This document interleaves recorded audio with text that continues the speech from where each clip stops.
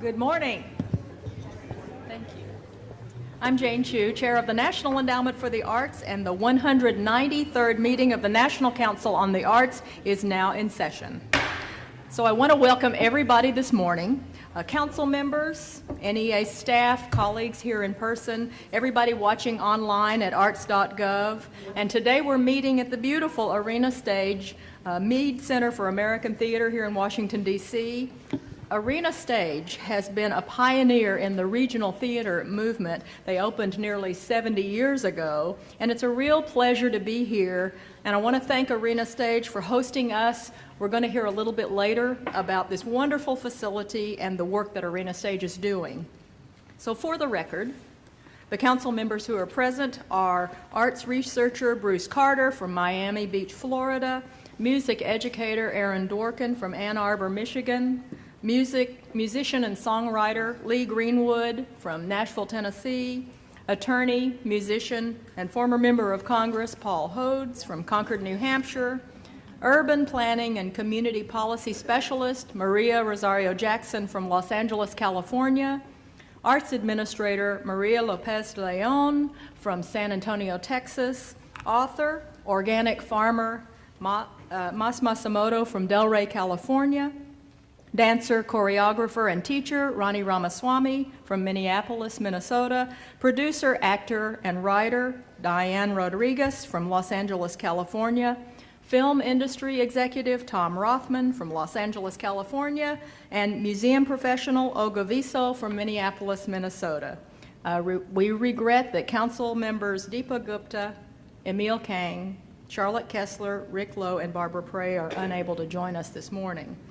So we want to get down to business. May I have a motion to approve the minutes of our last October council meeting? Motion. And all in favor, please say aye. Aye. Any opposed? Okay, thank you. So before we begin, I want to call attention to the passing of Congresswoman Louise Slaughter on March 16th. She was the representative from New York's 25th District in Rochester, New York, and along with New Jersey Congressman Leonard Lance, they were our co-chairs of the Congressional Arts Caucus. Congresswoman Slaughter was a longtime arts champion and a friend to the National Endowment for the Arts, and as I noted in our statement on the website, her advocacy for the arts made a real difference for so many individuals and in communities for whom the arts are part of everyday lives, and we're going to miss her. I want to update you now on 3 areas of the agency from our last October meeting. The budget, related to the budget, our activities that were going on currently, and some upcoming events. So budget, activities, and events. So let's talk first about the budget. The 2018 budget, we're currently in the fiscal year 2018. We had been operating on a series of continuing resolutions until Congress would be able to vote on the NEA budget for this current fiscal year. But as you know, last Wednesday, the House of Representatives approved the omnibus bill, which set the NEA budget at $152,849,000, which is a $3 million increase over fiscal 2017 levels. On Thursday, the Senate approved the omnibus bill. On Friday, the President signed the bill. We're so pleased and so appreciative of Congress. We have heard repeatedly in many different settings positive comments from Congress about what the National Endowment for the Arts is doing, more information to be able to support the arts in their states. People often make decisions on where they want to live based upon which geographic areas show vitality. And so these data contribute to their understanding. And so we're so excited about having this data to be able to spread the word. In terms of events, we have 3 agency events coming up next month in April. And the first is our 2018 NEA Jazz Masters Tribute Concert. The concert's going to take place on Monday, April 16th at the Kennedy Center for the Performing Arts here in Washington, D.C. And this year's honorees are pianist, composer, and educator Joanne Brackeen, guitarist, composer, and educator Pat Metheny, vocalist Diane Reeves, club owner, producer, and artistic producer Todd Barkin, who's this year's recipient of the A.B. Spellman NEA Jazz Masters Fellowship for Jazz Advocacy. And since we're in the middle of Women's History Month, it's really fitting to note that this is the first class of NEA Jazz Masters that honors 2 women. So we're very excited about that. And I hope it encourages and it inspires more young women to enter the field of jazz. On a side note, I hope you'll also take a look at this month's NEA magazine. I believe everybody has a copy in their chair, because this magazine issue is focusing on women in the arts. And the first story in the magazine is about our very own Diane Rodriguez. So back to NEA Jazz Masters, if you're not able to attend the tribute concert in person, I hope you'll tune in for our live webcast of the concert, and that will also be broadcast from our website. And then the national finals for our musical theater songwriting challenge for high school students, that will also take place in April. We have a wonderful partnership with the American Theater Wing in collaboration with Playbill and Disney Theatrical Productions. This is our first year to go national. During the pilot phase of this program, which was last year, this contest was limited to high school students from 3 cities, Dallas, Seattle, and the Twin Cities region, and Minneapolis, St. Paul. And this year, however, we have invited high school students from across the country to compose and submit a song that could be featured in a musical theater production. And so in total, we received 196 applications from 36 states, which were very strong numbers for the second year of a program, first year to go national. And we have 6 finalists. 1 is a duo, and then 5 individuals. Eliza Corrington and Braxton Gerald Carr at Da Vinci Academy in Ogden, Utah. Tucker Donnellan, who's a senior at Berkshire School in Sheffield, Massachusetts. Jillian Gutterslaw, a freshman at Bedford High School in Bedford, Massachusetts. Frederick Hager is a senior at Robert E. Lee High School in Flint, Texas. Aaron Reichert, a senior at New Orleans Center for Creative Arts in Louisiana. David Volpini, a junior at Chippewa Valley High School in Macomb, Michigan. And so the national finals are going to take place on April 23rd in New York City. And the way this works is that every finalist is going to spend the weekend leading up to the actual final in intensive workshops with professional songwriters and musicians who will provide mentorship and help students fine-tune their songs. And so this gives students an opportunity to hone their songwriting and musical skills, and it also gives them an insider's look at what it takes to succeed in the music and theater industries. And so the perfected songs will then be performed by musicians during the final contest. And the national champion will be awarded a scholarship of $25,000 that's been generously provided by the National Music Publishers Association Songs Foundation. And all 6 finalists will have their songs published by Samuel French Incorporated, which is one of the world's leading publishers and licensors of plays and musicals. So we're very much looking forward to these finals and to naming a national winner. And then on April 25th, 2 days after the Songwriting Challenge finals, we'll host another competition for high school students, and that's the National Finals for Poetry Out Loud. This year, more than 300,000 students from 2,300 schools across the country participated in Poetry Out Loud. Since the program began in 2005, more than 3.6 million students from 14,000 schools across the nation have participated in Poetry Out Loud. And the finals will be taking place here at George Washington University's Lisner Auditorium in Washington, D.C. And you can get tickets. They're available online at arts.gov, or you can also tune into our webcast, which will be found on our website. And then in May, we'll kick off our 9th summer of Blue Star Museums. So from Memorial Day to Labor Day, any Blue Star Museum will offer free admission to active duty service members and their families, and there are more than 2,000 of these museums across the country, and they're in every state.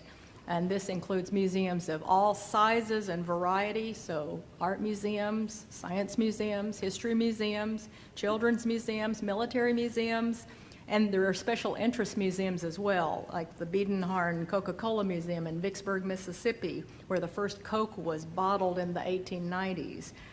So we're really proud to be able to offer this program again, and our partners are the United States Department of Defense, Blue Star Families, and the 2,000 plus participating museums for helping this program succeed through the years. And then two final items to note in my updates. In January of this year, we were honored to be named one of the best small agencies to work for in the federal government. This is the second year in a row. And this was determined by an annual survey that's conducted by the Partnership for Public Service and Deloitte. We know it's the strength and the quality of our staff that makes the National Endowment for the Arts a special place to work. So I want to publicly thank each of you for contributing to our exceptional work environment, because this award really is a reflection of what you bring to the office every day in your work. And then before we move on to our presentations, I do want to take a moment to acknowledge the passing of Pepper Smith, who is a colleague and friend whom we lost unexpectedly in December on our staff. Pepper worked in our presenting and multidisciplinary works department as our artist community specialist. He was a model of kindness and thoughtfulness. He was a constant source of encouragement at the National Endowment for the Arts. He was very highly respected in his field. Applicants and grantees knew they could always trust Pepper to patiently answer questions about applications and the process and the awards, offer advice about their projects, or just simply listen to what was required. So we all miss Pepper, and we're very glad that we were able to call him NEA staff for the past 11 years. So this concludes agency updates. Are there any questions from the council? Okay, so we do want to move on now to our guest presenters, who are going to talk about how the arts can interact and engage with communities. So let's start first with Edgar Doby.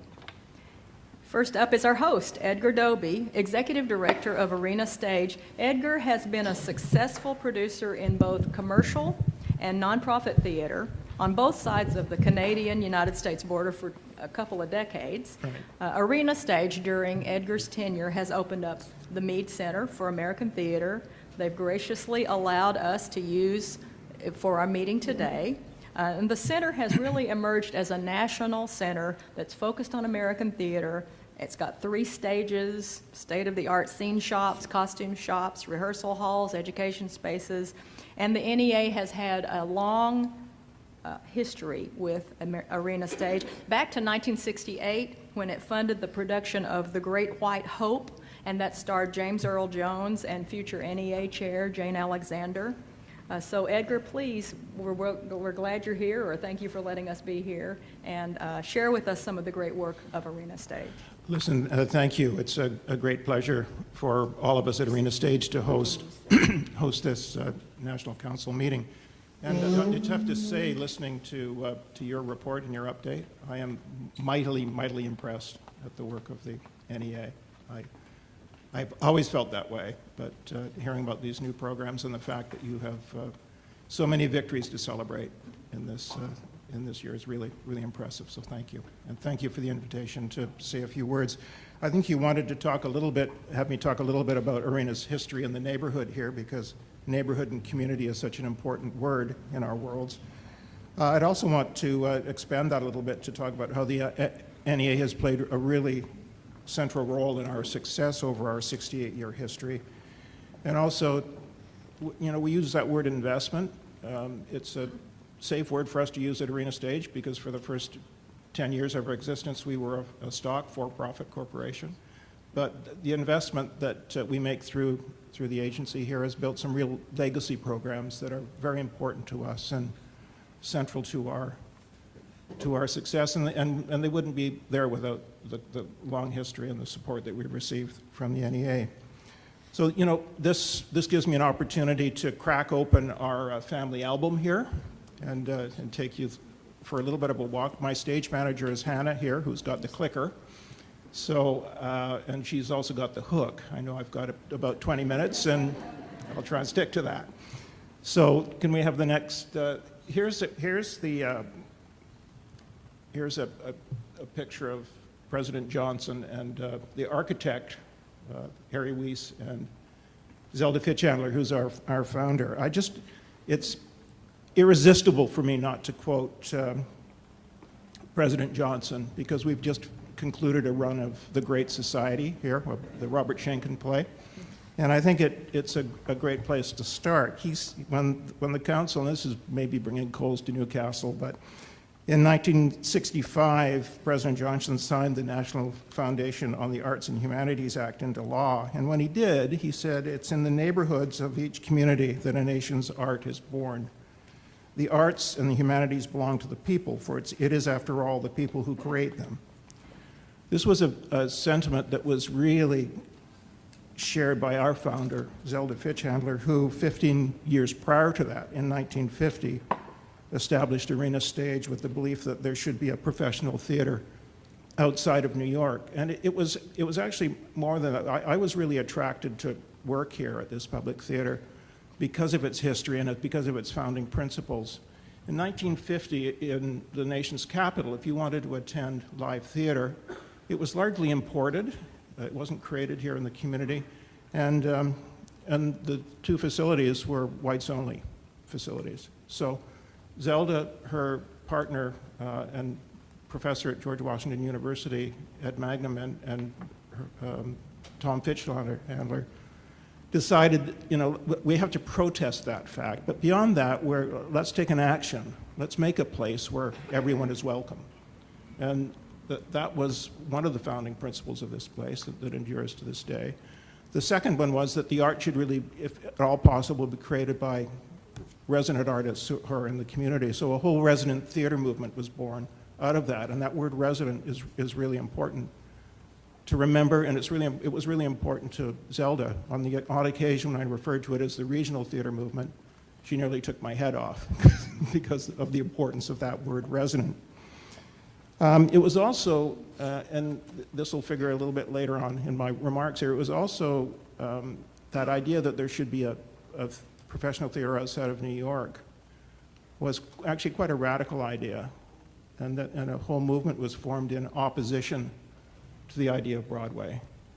We, of course, now have a very complicated relationship with Broadway as an industry. So if we look at the next slide, you'll see in 1960 we were offered this plot of land at the corner of 6th and Main. It forced us to actually become a nonprofit because this was part of a whole urban renewal project to open up the waterfront, and in order to receive that piece of property and a long-term lease, we had to be a not-for-profit based on the relationship with the district at that time. So Zelda and Tom figured out there wasn't a model to follow. They actually appeared before Congress and were able to convince the government at the time that a public theater, like a public hospital, like a public college and university had a place and a role that deserved being able to give the capacity to issue tax receipts, which, because we discovered in our first 10 years as a stock corporation that there weren't a lot of dividends available to distribute at the end of any year if you're going to remain active. So Zelda, you'll see her there in the lobby. The second theater that we built in 1970 was the Krieger Theater. If we go back to the arena, the reason I love architecture that reflects mission is that the Arena Stage really does that. It has, at the time that it was built, it had one entrance. So there was no way to segregate an entrance into the space, and then once you arrived in the space, it was an arena facility. So not only did you watch the action and the heat of the storytelling that was happening on the stage, you actually looked through the action, and you saw that all members of your community were represented in the audience. So that idea, that notion, really formed the engine of letting us move forward. But we soon recognized that architecture wasn't going to be available across the whole nation. People weren't suddenly building arenas. They tended to be building proscenium theaters. So we needed a second space if we were going to continue to be able to open up ourselves to new work and to new writers and new playwrights, not all of whom wanted to write for the arena format. And then suddenly, it was 50 years later. You know what happens looking out there at the arts administrators. If it's a choice between doing a big show with lots of costumes and a set or repairing the air conditioning system, guess who wins? The show wins every time, and that's totally appropriate. So this place was basically falling apart. You know, fires and having to set up and rent water towers so that the air conditioning could work and all of those things. So there was a decision and an opportunity for us actually on a turnkey basis to move into the Penn Quarter, move out of this neighborhood, and it was a whole debate and question that really divided the board. It divided the community. The decision was made with the support of the district council and the mayor at the time, Anthony Williams. It was very important for them not to lose what Arena had represented in this neighborhood. You know, a nighttime activity at the time, a couple of 100,000 people were visiting the theater during it, and school buses were lining up, and the fact that this corner would go dark and not be available was just something that the urban planners and folks knew would be a real loss. And so the district stepped up with a $25 million grant as an incentive to stay here on this site. The board decided that that was the right move and that it was an opportunity for us to collect ourselves under one glorious curvilinear roof. And this place reopened with a new theater, the Kogod Cradle Theater, in October 10th, 2010. So we're 8 seasons into this new space. And that decision to stay here meant that we were the catalyst for development. I think many of you on the council stayed at the Hilton Hotel last night. That wasn't there this time last year. There's within 1,500 feet of our front door, there are 39 new buildings being built, representing about $5 billion worth of not planned but funded construction over the next 2 years. So here's an example using that investment word again, investment in a neighborhood on how it really works. What's happened for us is that over the last 8 years, our subscription base has increased from 8,000 to 14,000. Our audience has increased from 200,000 to over 300,000. We have 500 performances here a year, but in addition to that, over 100 community events like this one. This meeting room, this Molly Smith study, is a place where the Southwest Neighborhood Assembly meets monthly, where when they got a big neighborhood issue that the meeting rooms over at the district offices can't handle, this is where we have those meetings, and this is where we have things like the career and job fairs for the district. So we're very happy with the decision to stay here. We're very happy with the $135 million investment that was made by the community and by our supporters to have this facility available. And it seems one of our key donors said that it's a wonderful kind of architectural statement for the ambition of this place and for, frankly, for the respect and the meaningful place it plays in the community. So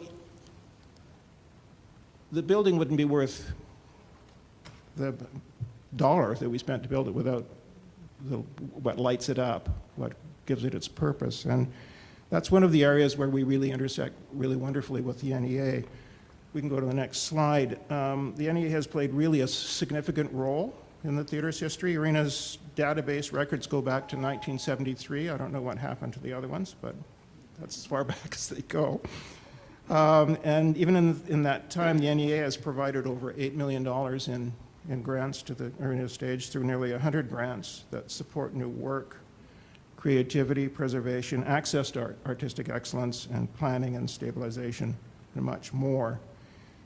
You know, in DC, we don't have the same opportunity for state funding as other places do around the country, so again, the NEA has played real significance for us. They've always believed in our work, especially our new work, And we've had many world premieres here. Jane mentioned one of them, The Great White Hope, which was in 1967. That went on to win a Tony Award. Let me pause there for a moment. This was not, for Zelda, one of our proudest moments. We cite it as a victory now, but it was a very, very difficult time for her because she sweated to bring that new work to the stage. On the first preview, when the stage lights went up on two characters in bed together, everyone in the audience took a deep breath in, because it was a really bold moment here. And then to have that scooped up by a commercial producer, and to have, by that time she had a resident company here of actors, we had a resident company of designers, and to have that just lifted and taken to Broadway without any kind of future participation for Arena Stage was a very difficult moment. And it wasn't just about the money, it wasn't about the royalty, it was about losing half of the company. So that company she had an arc for those actors. She had a 3-year trajectory for the kinds of roles and programming that they were supposed to play. So it was actually devastating. And rumor has it that the producer eventually did come back and offered her $50,000, which was a lot of money in 1969. And apparently she told him to take the primrose way to the everlasting bonfire. And when they're down there, burn their $50,000. She didn't want it. It didn't represent nearly the kind of investment and sense of ownership that she had in that. So, be careful. We don't actually, what came out of that was a learning moment for us as an institution. We now make sure that we have future participation in by way of a royalty and by way of a profit share. And that can be really significant. Dear Evan Hansen, which is a show that opened here 2 summers ago, is a big, phenomenal hit. And the income that comes back to us represents about 5% of our total revenue, which is, we operate on about a $20 million a year budget. We're smart enough not to assume that that's going to be there forever, so we're tucking it away in reserve so that we can commission new work. But as I say, it's a complicated relationship with the commercial theater. So the other shows that have received your support are new works, Mary T. and Lizzie Kay in 2013, which was a piece created by Tazewell Thompson, an artist who has a very long history with us here. It was an insider's look at the unlikely friendship between the First Lady, Mary Todd Lincoln, and her talented seamstress, Elizabeth Keckley. The Mountaintop, which maybe some of you have seen, Katori Hall, we produced that in cooperation with the good folks at the Houston Alley Theater. The Blood Quilt, which is another play by Katori Hall. Sweat, which had a life here and had a life at the Oregon Shakespeare Festival, also had a life on Broadway and went on to be a Tony-nominated Best Play in that season. Intelligence, which was inspired by true events in a CIA operative's, Valerie Plame's life, which we brought to the stage as a story. And finally, Snow Child, which is, I don't have a finished photo because as I speak, they're upstairs rehearsing, but you're supporting that production. And when eventually I get to see it on the stage, I'll be able to look at it and say, the NEA's grant represents 4 of those artists that I see on the stage that otherwise we would have had to find funding for. That means funded them through the rehearsal process and the whole performance process as well. So it's you play a very important role in our lives in that regard. It also encouraged Molly and I were asked by our board to accept 10-year contracts last year. And when we thought that we would be interested in doing that if we could see something beyond dealing with the vicissitudes of planning a season one after another and the continuing to wrestle with the existential threats that face a place like this. So we asked the board for permission to launch a campaign to fund something that we call the Power Play program, which is it's an ambitious program. It's a 10-year plan to commission and develop 25 new plays and musicals focused on power and politics. we've kind of learned over our history that power and politics is a red meat story kind of story to have in this particular town. So each play will concentrate on a decade of American history, and the initiative encompasses 5 cycles that shed light on diverse fabrics, diverse voices that make up our country. So there's one cycle is the African American voices. The second is Insider Voices. An example of that is the play that we did about Supreme Court Justice Anton Scalia. It gave a real insight into the workings of the one member of the Supreme Court. Musical theater voices, so Snow Child is a very good example of that. Presidential voices, an example of that was the play that we did about Camp David, and that's those 12 days in September that shaped a treaty and an agreement that stands to this day. Women's voices, which has always been, we've largely been an artist-citizen, women-led institution for most of our 68 years. But for us, making sure that imbalance between the stories that are being told are created by equally between women and men, I think as an industry, as a field, it's about 22% at the moment. We're trying to get that to a more even standing. So, and we have. We're hoping that we'll also see your support through a new play that we're going in, but I don't think I'm supposed to lobby for grants at this time. So beyond the new work and beyond the support here, I just wanted to point out to one other program, and that's the Arena Stage programs to promote arts and diversity, which goes back to 1989. Can we all remember what we were doing in 1989? I see a few of you are nodding your head. Well, what we were doing here was writing a grant proposal to the National Endowment for the Arts for us to help promote our diversity programs. You know, we're at the time located here in the nation's capital with a population of about 64% Black, 6% Hispanic, and 3% Asian and others. Arena had become increasingly aware of the failure, and indeed the general failure of the American not-for-profit theater and urban centers to have sufficient multicultural representation on its stages, in its audience, and among its personnel. So this time that question was answered by a grant. So on December 12, 1989, the NEA awarded Arena Stage a $1 million grant, the largest in the company's at that time 40-year history, for the development of a multicultural representation of its acting ensemble, production team, and staff. The grant awarded over a 4-year period in which the funds had to be matched 3-for-1, always a smart way to organize a grant, and it enabled Arena to expand its cultural diversity program on several fronts. A cornerstone of that grant was the Fellows program, which recruits up to 10 culturally diverse candidates from around the country annually and trains them under a mentoring program in all aspects of Arena's life, from directing to management, in order to develop a pool of capable young professionals who can go on to culturally specific theaters like the Negro Ensemble Company or INTAR, or mainstream institutions like the Guthrie, or move up to available positions here at Arena Stage. I think Zelda would be pleased. It was one of her last initiatives here as artistic director, that cycle of exclusion and disengagement among young people that keeps them from considering a career in theater as career options, that this program helped to remove that barrier.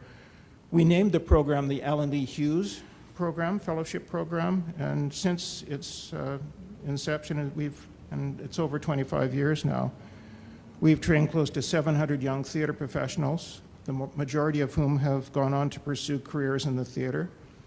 We know this from studying, and we just had a reunion last year, a 25-year reunion of this program, that 79% of the alumni still work in the theater today. 25% or so have been part of Arena's staff So it is a smart recruitment program for us. And of those not working in the theater, 71% still work in the arts, and 58% of them work for not-for-profit organizations. So as a workforce development program, I think that has a pretty proud history. So, you know, I'm just going to move to closing remarks here now and say that you know, the NEA's focus on new work has not just benefited Arena Stage, and you heard this in Jane's comments as well, but we like to think that it's benefited the whole theatrical canon as a whole. The more work, the more new work that's supported, and the greater the range of voices there are for theaters around the country to choose from to produce in their own, and that word again, neighborhoods. That's why anytime we hear that this agency is under threat, or that our nation's leaders don't understand its preeminence and its importance in our life, it actually hurts our hearts. Hearts is where the pride is, it's where pride lives in the mind as well. So we were so thrilled to get the news that the program was not only protected, but there was a bump. A bump is really important. The very existence of the NEA helped Arena Stage to become the theater that it is today. We like to think that we're successful. We have things to work on. We're still pioneering in some areas. We don't want to fall into that syndrome of having been venerable and being considered to have been great once, but not today. So what does it mean to us? And we measure our supports in ways other than just simply the amount of the grant that we receive. We look at trends like how many fellows are continuing to impact the field, the pipeline of new plays and musicals we have to choose from on a national scale, and the talent pool of creative artists, many of whom receive critical early career support from one of the NEA Artworks programs, and art does indeed work. There are now, from 1950 on, there are now 75 resident theaters across the country, and the NEA has helped create a network of these theaters on which Arena relies on heavily. We share with one another to help bring theater and education programs to our various neighborhoods. So, you know, I think President Johnson knew over 50 years ago that it is, in fact, the neighborhoods in each community where the nation's art is born, and that the nation has a role in encouraging that kind of work, because it's an investment which pays dividends, not the kinds of dividends necessarily that are distributed to shareholders, but in ways that where we recoup for that part of the universe that we occupy. So with those remarks, I'm happy to take any questions from your council members. Yeah. Thank you, Edgar. Any questions from the council for Edgar? There we go. Edgar, thank you so much. It's an amazing tribute to the Arena's steady commitment to a neighborhood. I love that. It's taken 68 years to see all of this flourish, and it's great, and the new building's amazing. And I love this idea of the power play. It's a big idea about developing new work for the field, something that we really need.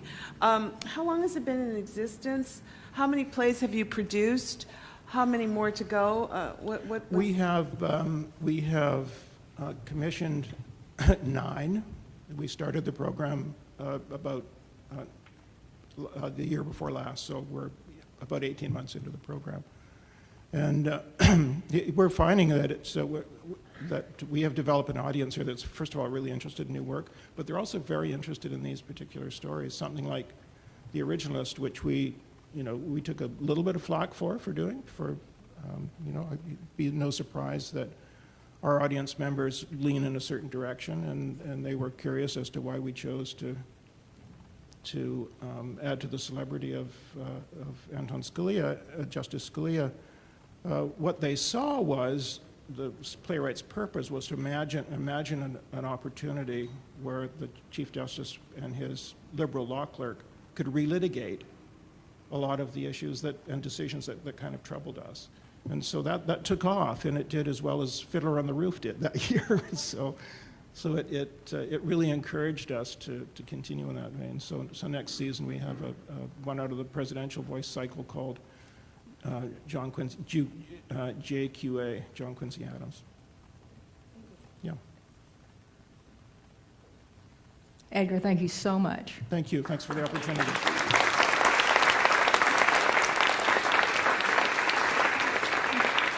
Before we hear from our next three presenters, I want to introduce Tony Chavot, our Deputy Chair for Programs and Partnerships. Tony, guide us through the vote on the grant recommendations, please. Good morning, council members. We will proceed with the application review and guidelines review sections of the agenda. The tally of the votes will be announced at the end of today's session.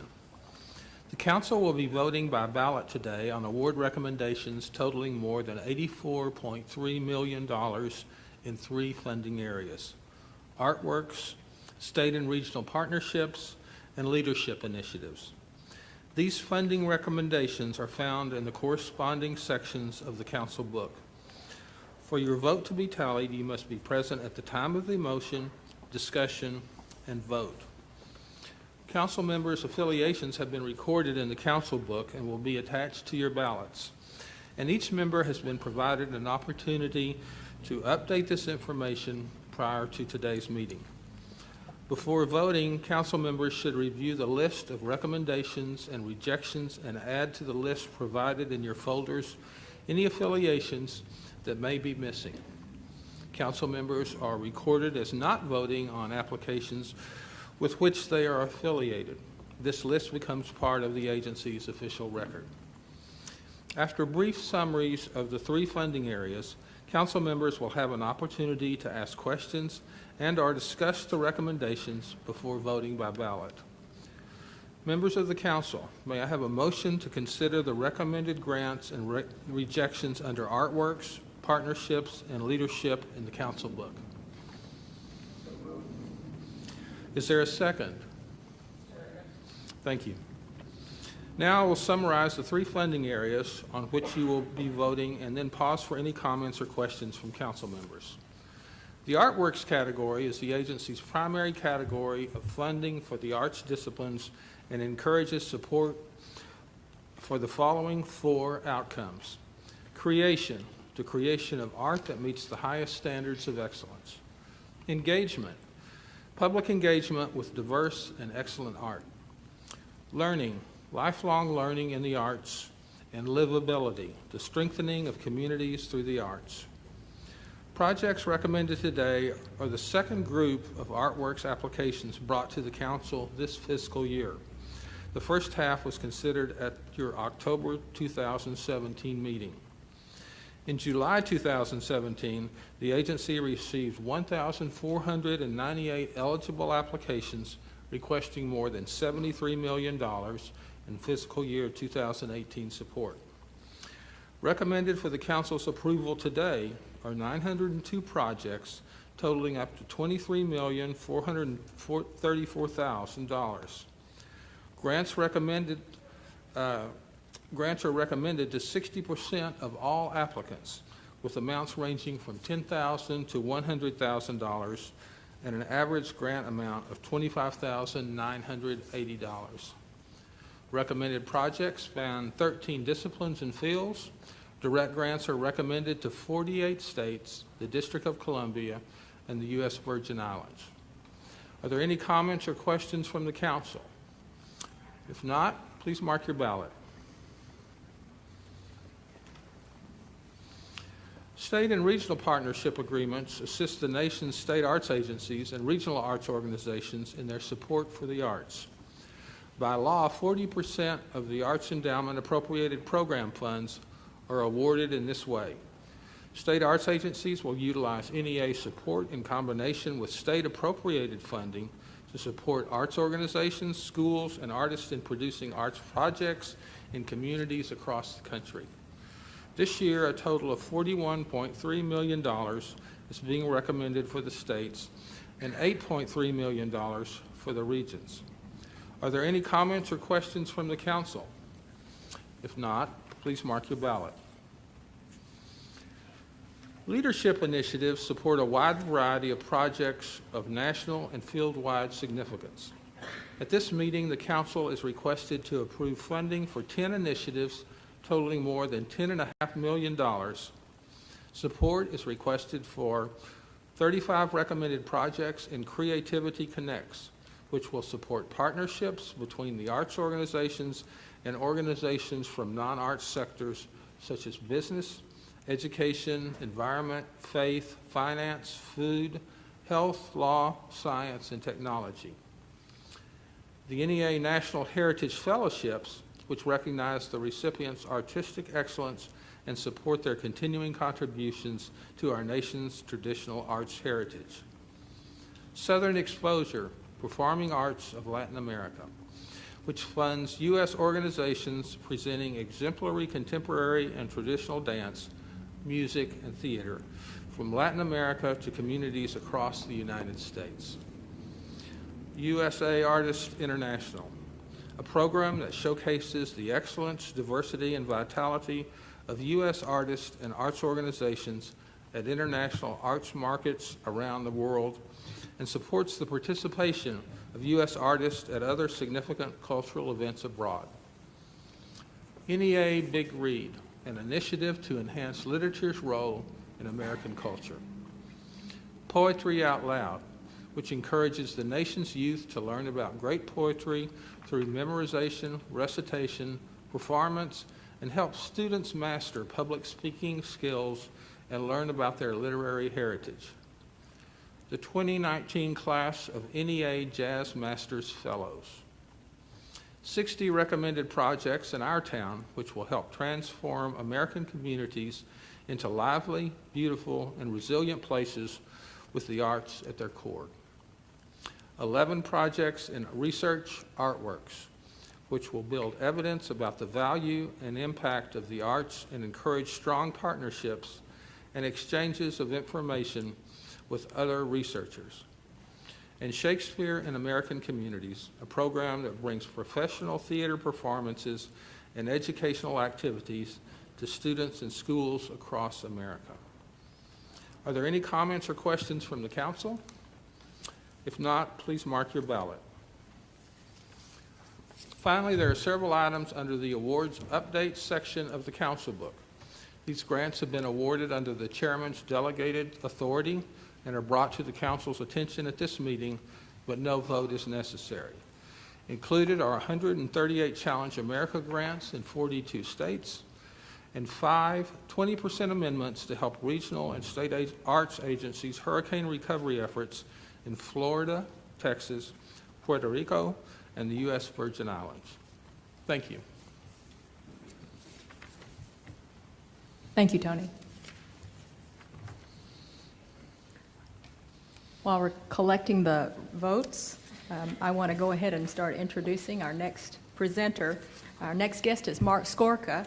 Mark has been the president and CEO of Opera America since 1990.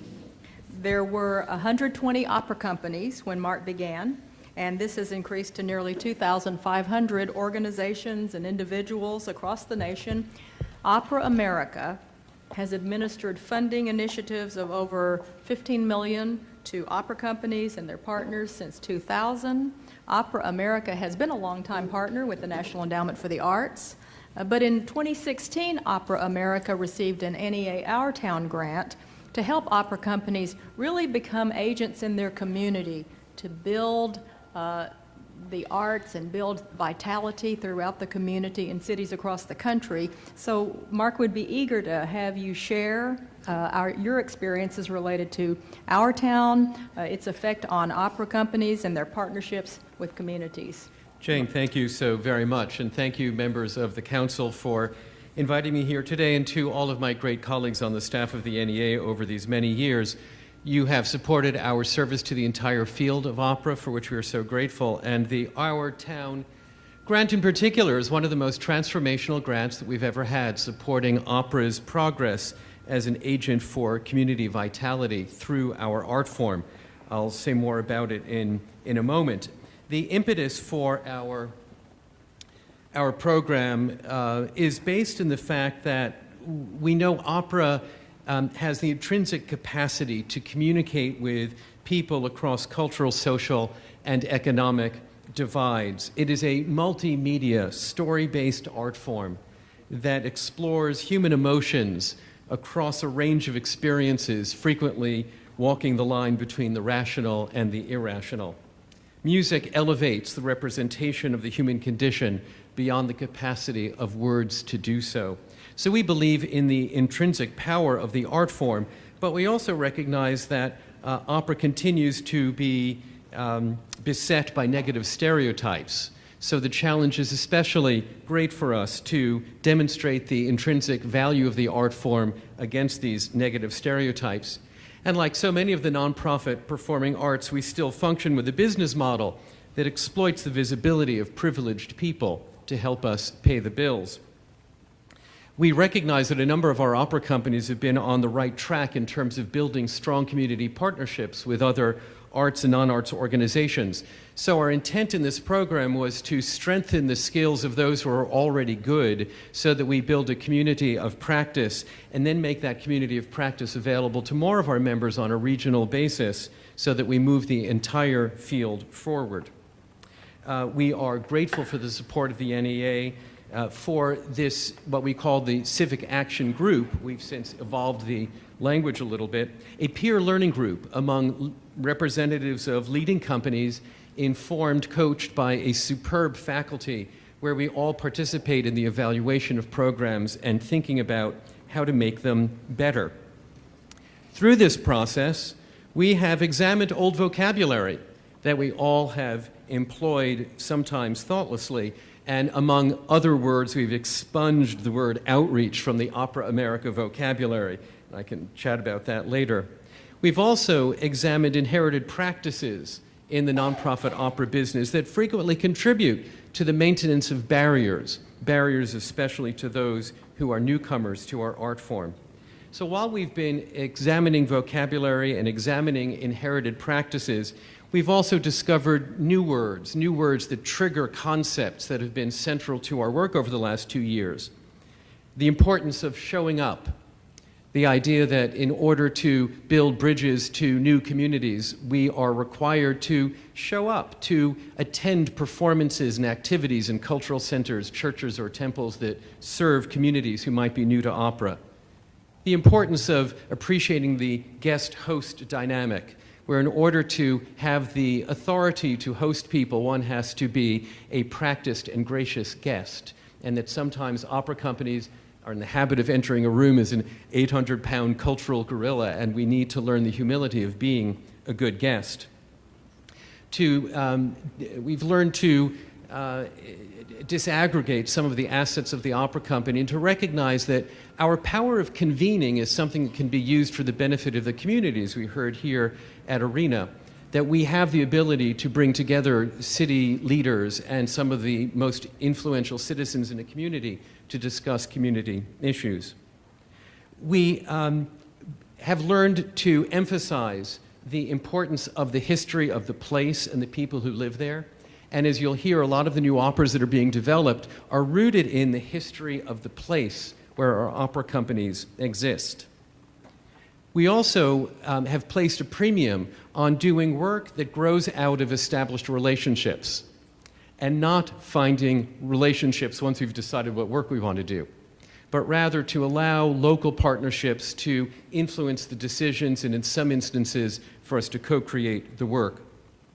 We've looked at the importance of continuity over time, that opera companies have to decide what communities they wish to build bridges to and to invest in those bridges year after year, not on a short-term basis that looks and feels like exploitation, but on a long-term basis that demonstrates the integrity of the effort. We also recognize that we have to figure out how to measure our work through the eyes of the beneficiary and not just through the eyes of the opera company.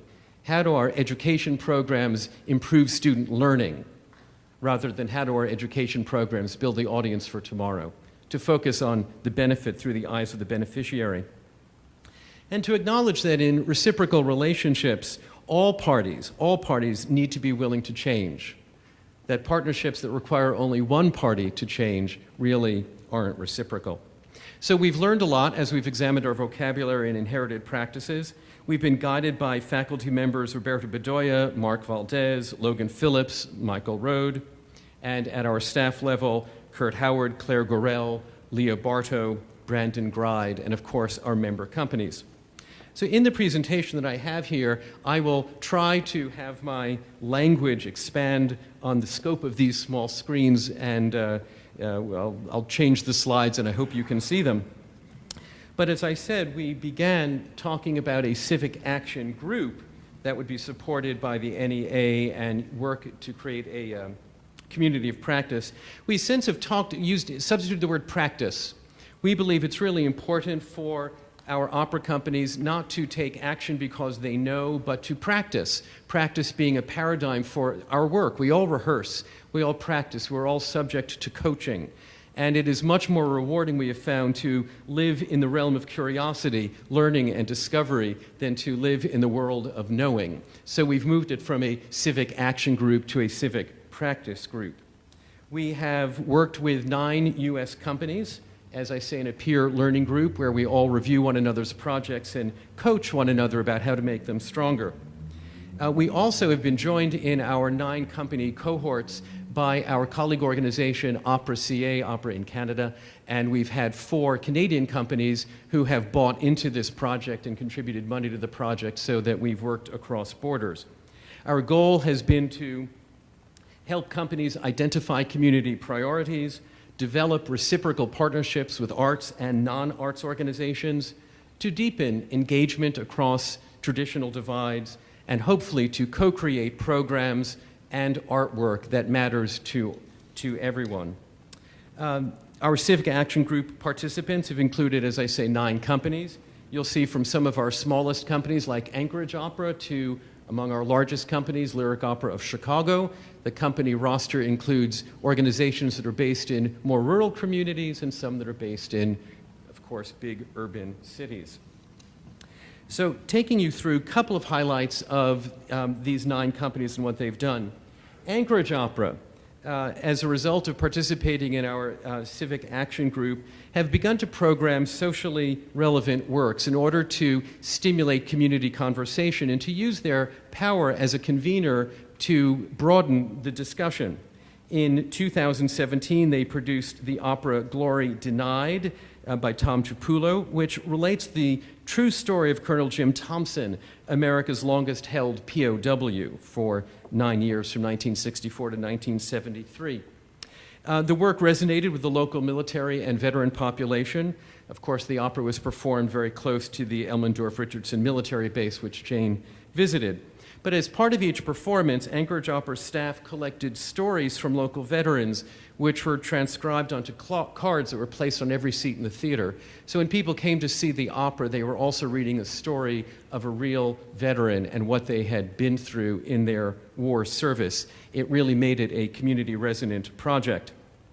Just a couple of months ago, Anchorage Opera produced the opera As One by Laura Kaminsky. It tells the story of a transgender protagonist. And they elected to do As One because Proposition 1 will be voted on April 3rd, and it will determine the use of bathrooms by transgender people. And Anchorage Opera wanted to stimulate discussion about this. And before each of the performances, there was a discussion from transgender people from the community. They were photographed, and these photographs are by Alaska native Jenny Irene Miller, of Lillian and of Danny, the 2 people who are photographed here, who are both transgender. And Jenny identifies as Two-Spirit, the photographer, as Two-Spirit, which is a sacred alternative gender identity recognized within the First Nations community.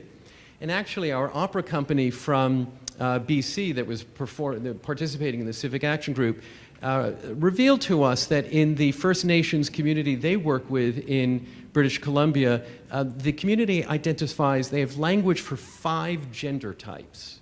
5 gender types. So as you begin to build bridges into new communities, you learn a great deal. The vote on Proposition 1 is April 3rd, but certainly the community has become more aware of all of the issues, the human issue, the political issue, through the discourse that was engendered from Anchorage Opera's production of As One. Cincinnati Opera has a really great history of working with the community. Their program, Opera Goes to Church, is 13 years old, and it brings leading artists and young artists to important black churches around the Cincinnati community, where they engage in performance of music from across genres. It has been so successful over 13 years that 6 years ago they've expanded it to include Cincinnati Opera Goes to Temple. They've developed a tremendous range of relationships, and now we're working with other non-arts organizations in the community to develop some work. But before I go to the next slide, the bottom photograph here is Cincinnati Opera's Opera Express. This was something that we funded through a different grant program where Cincinnati Opera outfitted a 45-foot trailer truck as an opera house, and inside seats and curtains and a little stage. And they take the truck to farmers markets, street fairs, parking lots of big shopping malls, and they do 15-minute presentations that explain opera and where singers sing arias, and it is filled constantly all over the city, not only introducing people to opera, but bringing, of course, the identity of Cincinnati Opera across the community. From these relationships, they've developed a program called Cincinnati Opera Next, Diverse Voices, and they are co-creating works with other non-arts organizations in Cincinnati, including the Music Resource Center that's reflected here in the photograph. Young people are developing their potential by making connections through reading, writing, and storytelling. They're co-creating right now an opera called Girls 2020 about the teenage experience as a young woman. It will be premiered in 2020 as part of the 100th anniversary celebration of Cincinnati Opera. In Houston, there is a division of Houston Grand Opera called HGOCO. CO stands for Company, Community, and Collaboration. The staff of that department within the company work with various community groups to develop all kinds of new work, much of it co-created. The Veterans Songbook Project was developed in order to engage the visible, active, and organized veteran community in Houston. Veterans wrote about their experiences, and composers were commissioned to set those stories as songs. And the Veterans Songbook Project held a concert of these songs on Veterans Day this past fall. The Song of Houston series commissions composers and librettists to create works that tell the story of the place. One of them, After the Storm, was actually based on the historic destruction of Galveston in a big hurricane, and it had particular resonance, as you can imagine, in the era of Hurricane Harvey. Dikira Okoye is doing a new opera called Home of My Ancestors, chronicles an African-American woman's experience coming home to Houston on Juneteenth. Juneteenth is the holiday commemorating the June 19, 1865 announcement of the abolition of slavery in Texas. Lyric Opera of Chicago has a multifaceted set of programs that serve the community in different ways. A signature event is the Chicago Voices program that celebrates singing and music making across genres, including blues, jazz, rock, folk, hip-hop, gospel, and classical music. It's curated by Renee Fleming, and performances occur in the Opera House. In the Community Created Performances program, community groups are invited to bring their stories to life, and there's a 15-week creative process during which the stories are converted into opera form. These are performed fully staged at the Harris Theater for Music and Dance. One of them, Harmony and Hope, shares the real-life stories of recovering addicts' struggles with temptation, an ex-convict resisting the call of the streets, and an immigrant mother and her young children who face homelessness. Lyric Opera Chicago also has the Empower Youth program. It involves students in partnership with the Chicago Urban League to engage in a 2-year training program about composition, storytelling, and dance. Again, a multifaceted program to serve the community and bring different community voices into the Opera House. Michigan Opera Theater has a program called Ambassadors. Now, Michigan Opera Theater over the years has developed relationships with over 70 community organizations throughout the metropolitan area around Detroit. Michigan Opera Ambassadors are volunteers that work with these community organizations to introduce opera into the communities. This comes to fruition in May of this year when Michigan Opera Theater will produce the Midwest premiere of The Summer King. It's an opera about the legacy of Josh Gibson, who dominated Negro League baseball, but who was denied the opportunity to play in the major leagues due to segregation. Of course, inequity continues to be a major issue in Detroit, and Michigan Opera Theater believes that bringing the opera to the stage, The Summer King, will resonate deeply with the community. They've organized a Take Me Out to the Opera series across the city that will bring programs that explore the distinction of arts and sports as institutional leaders in breaking racial barriers. This will combine music, baseball, local history, events, concerts, lectures, in order to draw the connection between sports and arts as breaking barriers. At Opera Memphis, one of the most visible programs they've developed in a number of years is called 30 Days of Opera. And in 30 Days of Opera, Opera Memphis goes to between 40 and 50 locations. Some of these are proper theaters, band shells, public parks, and other public venues. And they introduce opera, opera singers, and engage people in creative interaction with their work. But most recently, they have started the McLeave Fellowship Program. And the McLeave Fellowship Program, named after a very important African-American singer, Florence Cole Talbert McLeave, is designed to explore the history of black opera in Memphis. It's a city where there was a separate black opera company, just as there was a separate black baseball team.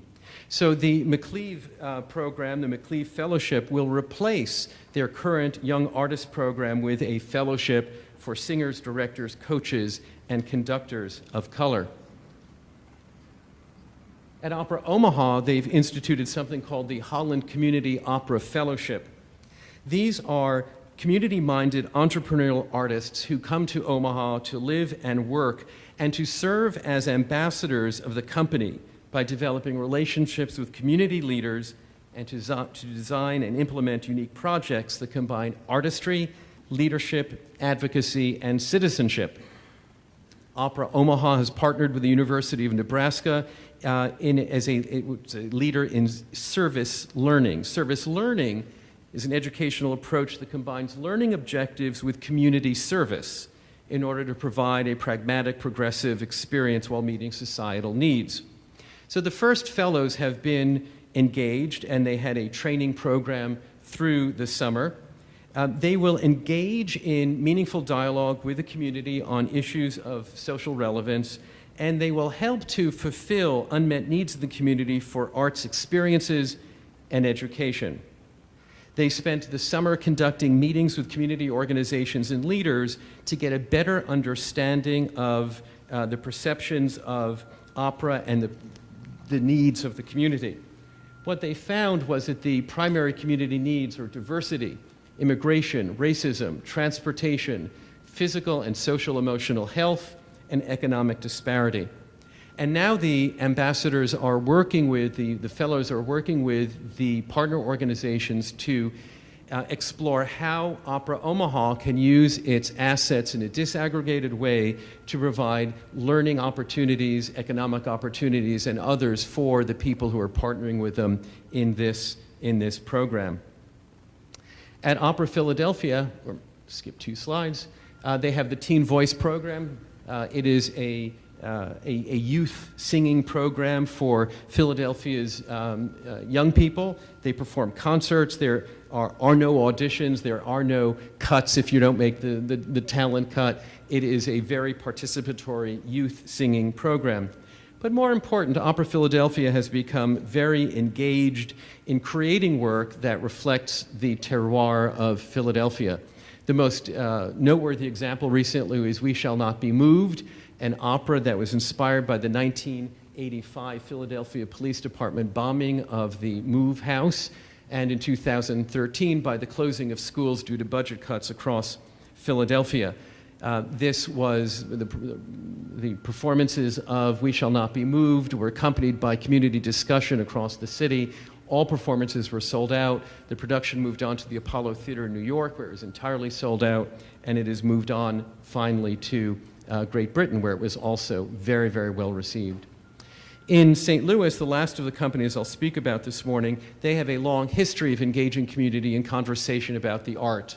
Starting back almost 10 years ago now with their production of The Death of Klinghoffer, they created an interfaith discussion group that included Jews, Christians, and Muslims in talking about the issues that were raised by the production of Death of Klinghoffer. They have gone on in the community to organize commemorative concerts every September 11th, and after the killing of Michael Brown at Ferguson, they organized, along with Jazz St. Louis and the public radio station, a program that featured great singer Denise Graves, and they created a scholarship program for art students in Michael Brown's name, all of this led by Opera Theater of St. Louis. They also bring relevant stories to the main stage, with Terence Blanchard's Champion telling the story of Emile Griffiths, and the next Terence Blanchard opera, Fire Shut Up in My Bones, based on the book by Charles Blow. So lots of this work going on, supported by the civic action work, the civic practice work we're doing at Opera America. But what we end with here is the fact that Opera America is initiating a new grant program called Civic Practice Grants. We have an endowment at Opera America that generates money for us to make our own grants. And for about 20 years, we've been doing audience development grants that help opera companies introduce new works in the creative process to audiences who may not be familiar with a contemporary vernacular in the opera world. We feel that our opera companies have been so skilled over the years at doing this that we can repurpose the grant money from audience development grants into what we're calling civic practice grants. So building on the learning from our civic action group, we will be awarding grants of up to $30,000 over 2 years to opera companies, of course on a competitive basis, to help pay for not necessarily any work that goes on stage, but to pay for efforts that they make to learn more about civic priorities within their communities, to develop relationships with other arts and non-arts organizations, and to discover and deliver services that build understanding across historic divides and that increase civic cohesion. So this is a first time really where Opera America is investing in civic practice that will be a precursor, we hope, to work that is co-created, but in the meantime is really focused on building robust, long-standing relationships that are informed by our learning about showing up, listening, learning, and living in curiosity and discovery. All of this has been made possible by the Our Town grant from the National Endowment for the Arts, and we remain tremendously grateful for this investment. Be happy to take any questions from the council. Yes. Thank you very much for a very interesting discussion. The question I had is, this is a very ambitious project that you're doing. So I'd like to find out, one, what is your secret of success? And two, what's your biggest challenge? Opera is ambitious from the very start, so scale doesn't scare us. I think opera is blessed, and it's so interesting because we are beset, as I said, by negative stereotypes, but we are blessed with an art form that is story-based, that is multimedia, that mixes words, images, and music, where we access the most basic emotions of human beings. And as I said to Maria last night, that opera is a kind of refined primal scream. So it has this great potential to connect with people. We've only gotten started, so I don't suggest that we have had real success. But I think the people who have careers in opera have a great desire to have their love for opera affirmed. And opera is affirmed when the community understands its importance and its relevance. So this work really enables those of us who've lived inside the world to demonstrate that opera matters today. So there's a great motivation born of our desire for the affirmation of this as an expressive medium in the 21st century. The biggest challenge? Some of the biggest challenge is the heritage repertoire. How does opera today perform and interpret works that are 19th century works that have a different cultural perspective on gender and on race?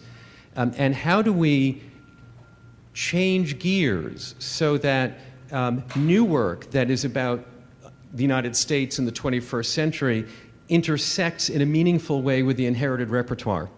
And how do we build audiences who understand this dialogue between theme-based 19th century repertoire and contemporary, relevant 21st century repertoire? So I think building those bridges internally represent a big challenge. Thank you very much. I was going to ask you to demonstrate your primal scream, but I'll pass on that. Thank you. During the coffee break afterward, we'll go outside. I also had a question for you.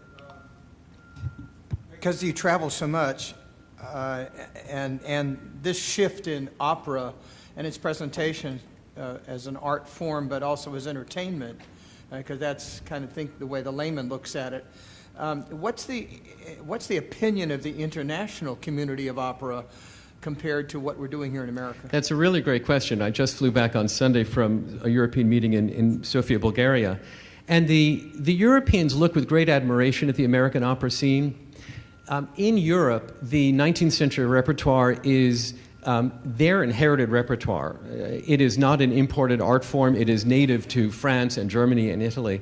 And these opera companies feel an absolute obligation to continue performing those works, even if they lose relevance with audiences who are living in those cities. They realize that in the United States, we have more flexibility.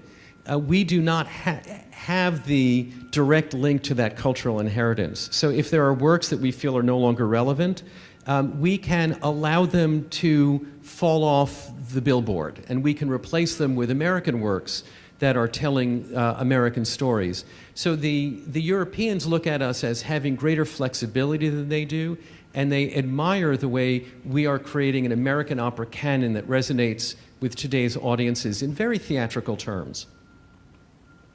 That's excellent. Thank you. A little misconception about Nashville, Tennessee and its approach to opera. It's called the Opry. Just wanted to point that out. Well, I will say Nashville Opera is a particularly inventive opera company in our membership. They're doing great work there. I had another question.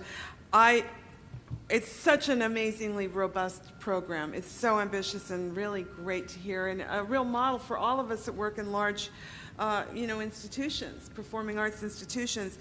What I'm hearing right now is that what is the overall goal to develop audiences to go to your theaters inside and watch, or is it to have this sort of twofold where it feels like it's in the community and then it's in a building? It's in the and are they eventually, is the goal for them to meet, or is it that you're finding that people don't need to go to the theater? We are living in the space of curiosity right now. And discovery, and that's a really important question. A lot of our opera companies are now performing in second and found spaces around the community. And a question we are wrestling with is, how much do we want one audience member to migrate across all the different things that we're doing? And we believe it is great if hundreds or thousands of people go to a found space to see a new opera that is about the city or about a contemporary issue. They may or may not attend a production of La Bohème in the Opera House, and they may not attend that performance because the venue may somehow be a barrier, or the price may be a barrier, or the perception of a dress code may be a barrier. So we recognize that audience members will not necessarily migrate across all of these different threads. What matters is that audiences are attending whatever iteration of opera resonates with them in their lives.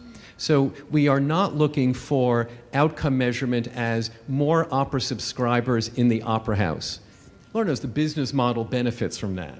but we are not looking at that as an outcome because we recognize that different audiences have different tastes and they will follow different products of what we're doing. Thank you.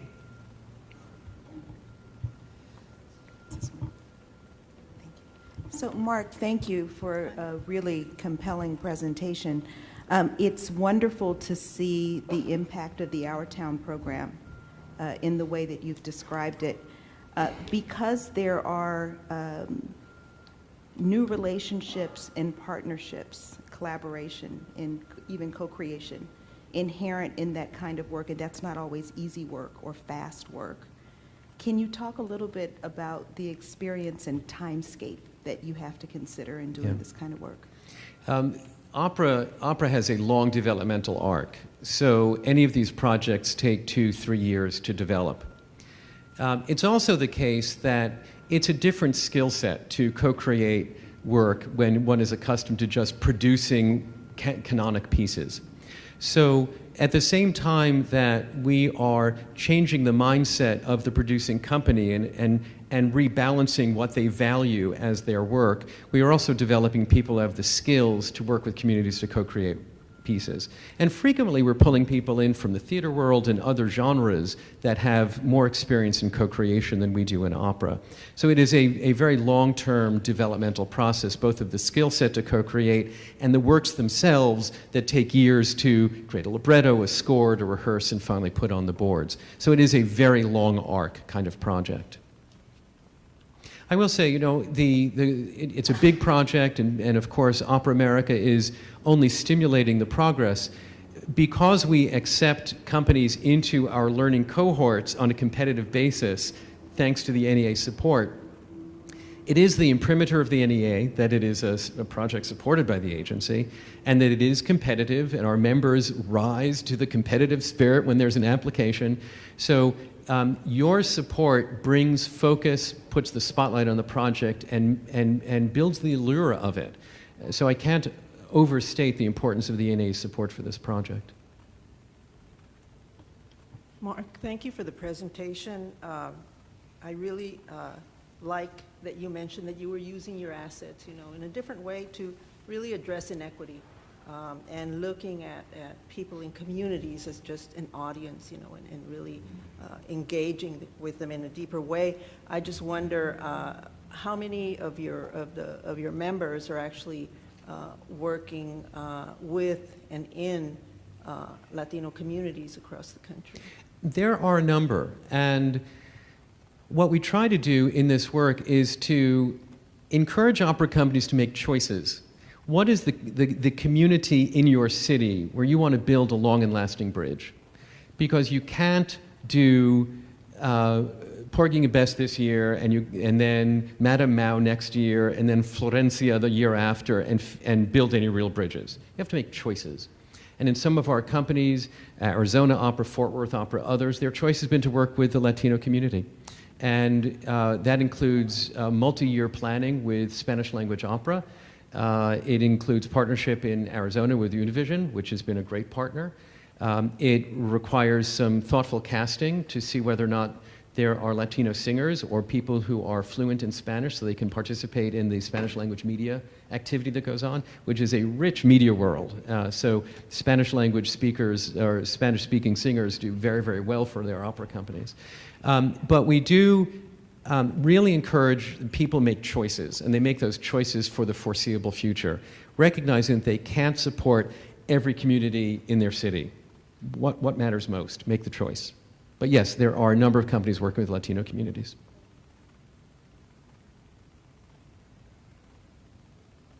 Anyone else from the council? Mark, thank you so much. Jane, thank you.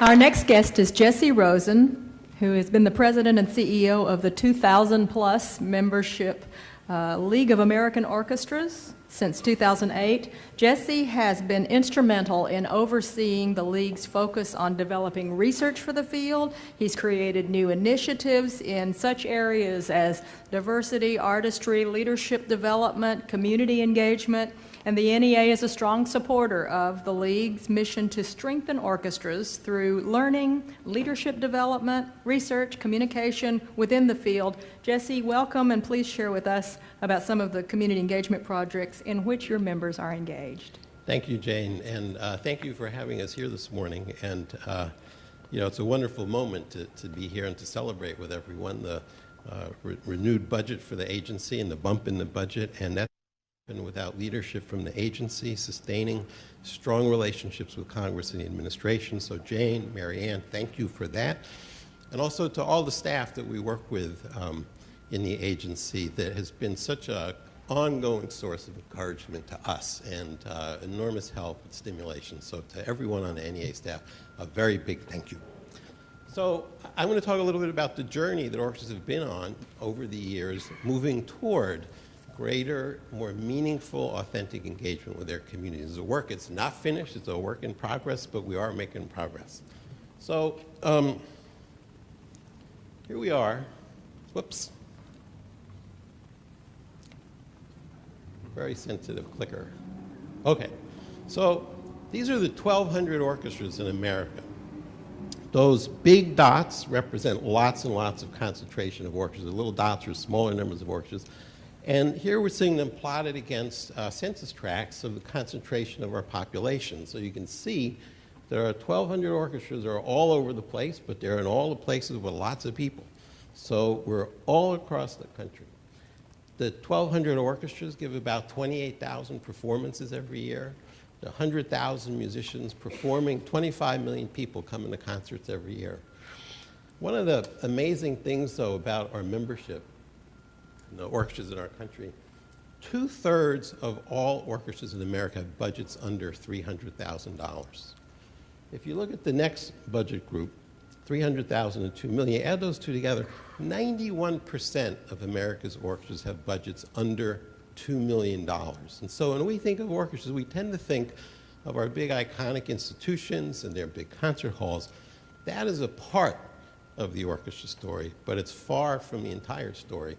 And the breadth of activity is really extraordinary, and it's activity that's happening for the most part at a community level. People just love to play orchestra music, and they love to go to the concerts. So our story is kind of a bigger one than the one that we often imagine. About 10 years ago, the League did some public perception research, and we asked influentials what they thought about our field.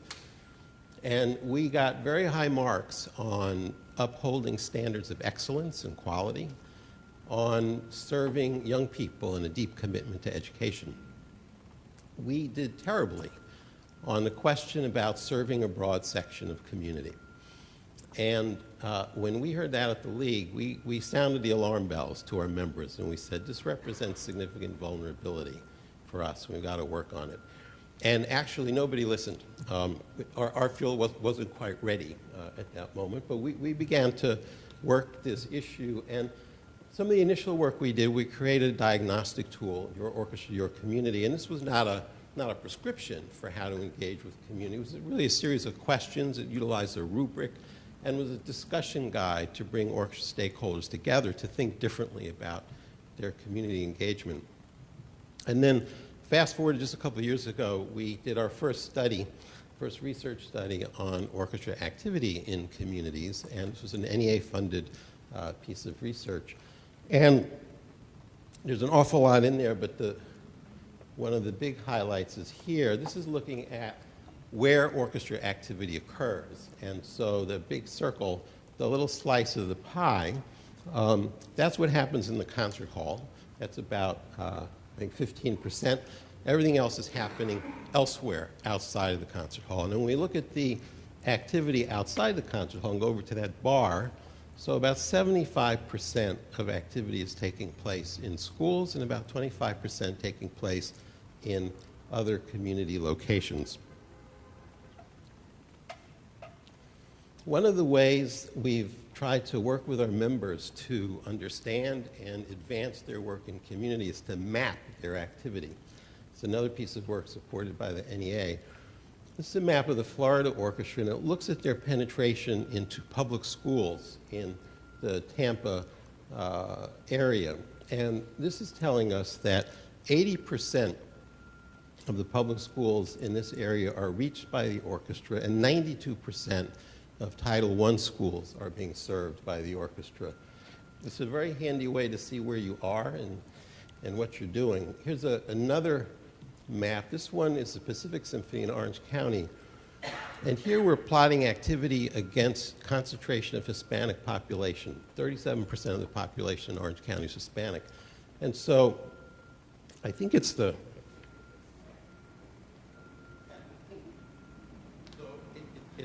pink part of that map is where you have the highest concentration of Hispanic population. So the orchestra can see really clearly the extent to which they are serving that part of the community.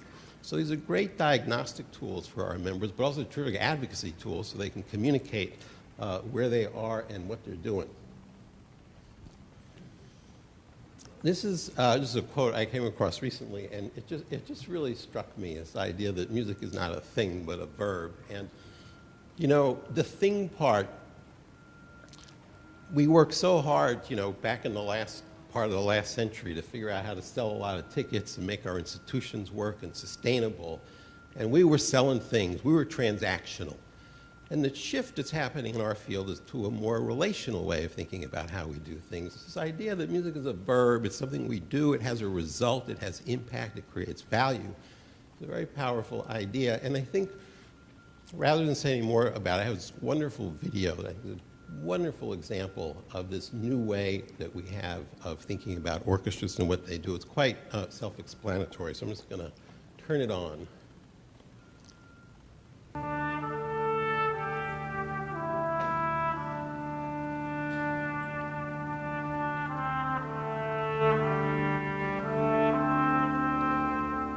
Jag är stolt Tidsta. My name is Workman. Gualte Doftuabst Ishadcha. I am of the Duwamish tribe. Akwaye si absi alcha. I am great grandson of Chief Seattle. And so I would welcome you onto this land. In my position with the symphony, it's important for me to help people to communicate with each other and for our musicians to communicate with other cultures and audiences. And this was an incredible opportunity to learn how to do that, which means not having all the answers and being willing to take risks. Our goal at the outset was for it to be very balanced and very equal, with input from the tribal artists and the tribal musicians, and also from the symphony musicians and the more traditional Western composer. And I felt like we really accomplished that. We've been here for a long time, and so to be recognized like this and to come into a hall and participate in this kind of a thing, this is a great thing. This is a wonderful thing. My expectations were that it was going to be very challenging of me to walk gently and leave a huge amount of openness and space for an exchange, and that I was not going to push it or pull it anywhere. I was going to try to guide it very gently and as a collaboration wherever possible. The thing that's most challenging is what's most challenging with almost all of the collaborations between non-native organizations and the tribes, and that is helping the organization understand some of the depth of tribal culture. There were many different aspects of the project that we honestly didn't know in which direction they will go, but this is what made it very, very exciting. At the Duwamish Longhouse, we had a cultural exchange. We got to sit and have lunch and talk about many things, the different ways that we approach music. And my conclusion really was that all music is of a spiritual source. Music has that ability to change relationships and transform relationships. That's one reason why I'm so excited to be a part of this. That was basically the way we communicated in the beginning, and this is probably the most honest way of communication. In just a short period of time, it's been amazing to see our new friends come into what they call the Longhouse and feel like it's their own. I was curious what it will end up being. It was nothing like a traditional symphony that you get the score, you work on the details, and then you get with the musicians. It was much different than only music. The improvisation between the native musicians and our symphony musicians, we were creating it while we were rehearsing. Everybody brought what was on their hearts, and this is how this piece came to life. When Paul started to play, I perked up and said, wow, this is very intense and very interesting and very musical. And I had never heard anybody play quite like that. The phrasing and the intonation, but especially the commitment in the playing was really very special. And that made me more drawn to my intensity and my participation.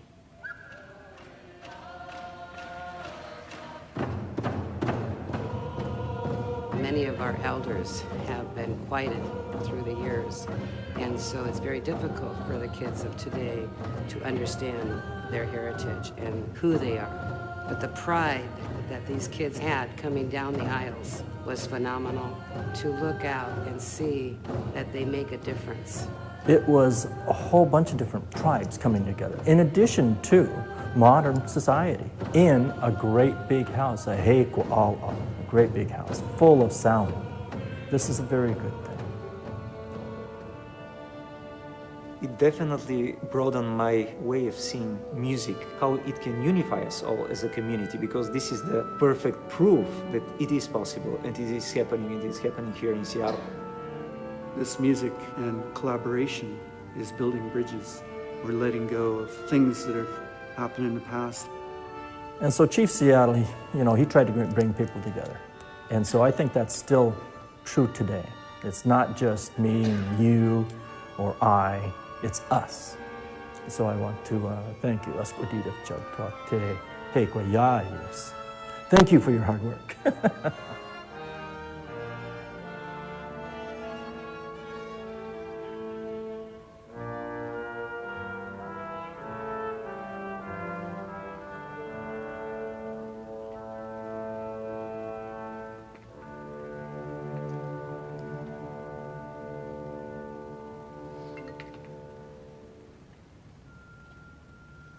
So one of the things I just love about this is that the center of this really is the creative process of music making, and it's a complete marriage really of our understanding about community and also artistry. They are really one and the same, and that the artistry and creativity becomes enhanced and grows by virtue of contact and connection with others. At our conference 2 years ago in Baltimore, before that, you saw in that crawl that project was supported by a project we do, which is mirrored by Opera America. It's a relationship we have with the Anna and Gordon Getty Foundation, which allows us to support innovation across our field. And so another kind of equivalent program we do, the Ford Awards for Excellence in Community Service. This allows us to recognize the emerging practice among orchestral musicians and their work in community. It's supported by the Ford Motor Company Fund. At our conference in Baltimore 2 years ago, Congressman Elijah Cummings came and spoke, and he said to us, diversity is not a challenge, it's an opportunity, and I genuinely believe that that's the right framework for thinking about this, and our experience is bearing this out. As orchestras think about community, thinking about diversity, equity, inclusion is in the forefront of their thinking and their work today, and it must be. It's extremely complicated and difficult work. One of the ways we've tried to add value to our members in this work is through research. And we did 2 big studies last year, both also supported by the NEA. And I'll just kind of want to bracket this for a second and just say that the NEA's commitment to research has really been a model, I think, for all of us in national associations. What we learned from undertaking research is its power to catalyze and inform and help action occur, help change occur. And these 2 studies supported by the NEA have really triggered an enormous amount of not only discussion but activity throughout the orchestra field. They've been downloaded thousands of times. Actually, half of the downloads are from outside of the orchestra field. But the first one is a quantitative look at racial, ethnic, and gender diversity in orchestras. I won't go into the findings except to say two points. One is a confirmation of what we know, which is the representation of African American and Latinx musicians in orchestras is horribly low and has stayed at about 1.8% African American and 2% Latinx for about 25 years without moving. There is, however, important positive news, and that is that the gender balance in orchestras went from 100% male to 48% female and 52% male. So that gives me hope. We have made change before, and I think we'll be able to do it again.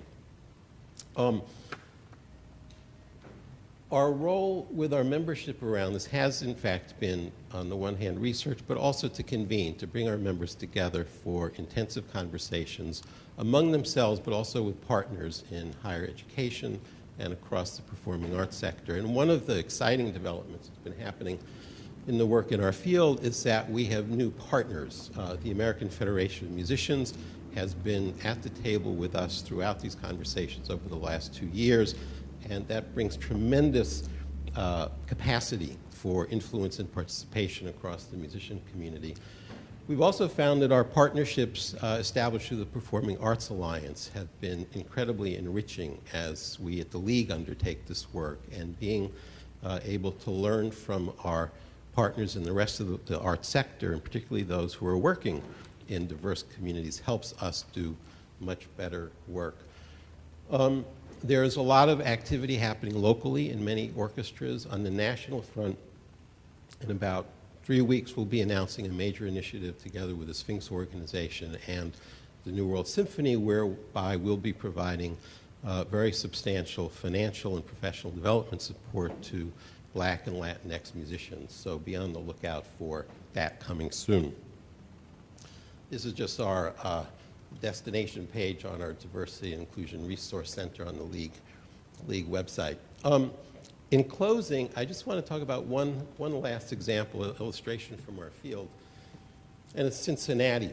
What you're looking at is a slide of Music Hall, the hall that the orchestra performs in, and Luminosity is the name of a series of concerts the orchestra does. And the concerts occur not in the hall, but outside the hall in Washington Park. And this is the Over the Rhine neighborhood in Cincinnati, which is a neighborhood that has been extremely challenged and troubled, and the park has been a place where people did not want to go. It was not safe, it was falling apart. And the orchestra, together with the city, worked to revive the park and make this a safe place and a desirable place for people to go. So the orchestra's job was to start performing in the park, but they did it in a really fascinating way, and that is they worked with local videographers, and the videographers met with groups of people in the neighborhood, and they played tapes of the music that was going to be programmed in the concerts. And they asked them, as you listen to this music, what does it make you think about? What does it make you feel? And out of those discussions, they created a video thing, I don't know, video art that was projected on the facade of the music hall during the performances. And, here's another look at it. Here's another one. And of course, in the actual concerts, this is continually flowing. It's not stills. It's a moving video show going along with the music, which also featured the Cincinnati Ballet and the Cincinnati Opera. And the orchestra did these concerts over 4 years, and over that period of time, they in fact succeeded, together with the city, in making Washington Park a place people wanted to go.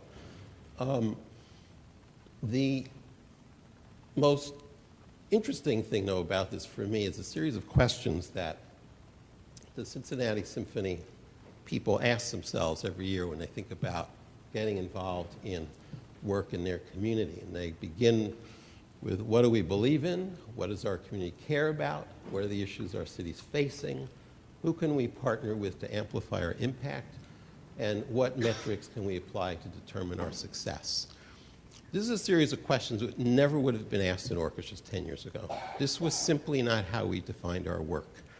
And this doesn't make the old work go away. You know, the old questions we ask, what do we invest in so we sound better? How do we just get even more excellent and an even higher quality? How do we get more people in the concert? Those questions still matter. But actually asking these questions is a pathway to the answers to the other old questions. So they kind of fit together. Anyhow, this framework, I think, has enormous promise for our field, and these are, in fact, questions being asked across our community of organizations. And so I'd like to close with that. Thank you.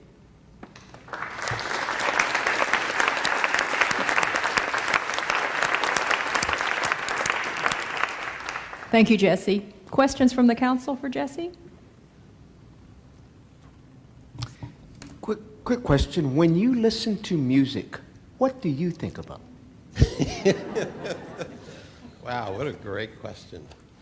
Oh, I mean, so many things. It kind of depends what I'm listening to. I don't know. I think over time, you know, when I think about what I think about when I listen to music, I can't help but thinking about Bach.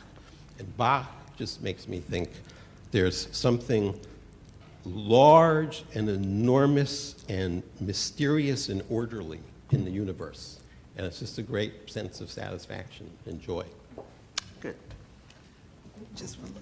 I want to thank you for those opening statistics, because I am guilty of stereotyping orchestras, I admit it, and the notion that 66% of orchestras in the U.S. have less than 300,000 budget is an amazing statistic. So thank you so much for doing that. Other questions? Thank you so much, Jesse. Congratulations.